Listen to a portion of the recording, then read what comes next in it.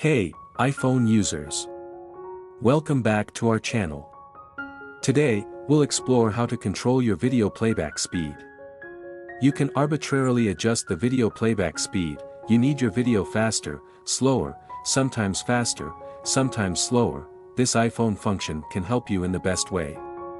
No need to go through another application.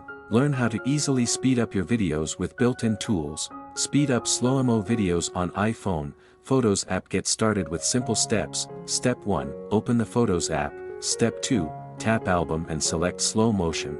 Step 3. Select the slow-mo video you want to adjust. Step 4. Click and drag to edit the horizontal scale below the length and short-cutting bar. Step 5. Pull the vertical lines closer together to increase speed. Step 6. Click Done to save changes. Changing the video options. Here we are talking about the speed of your video will affect the emotions of the viewer, so it is very important. Wishing you a satisfactory and highest quality video product. So now you are a video speed wizard. Please press the like and subscribe button to support us.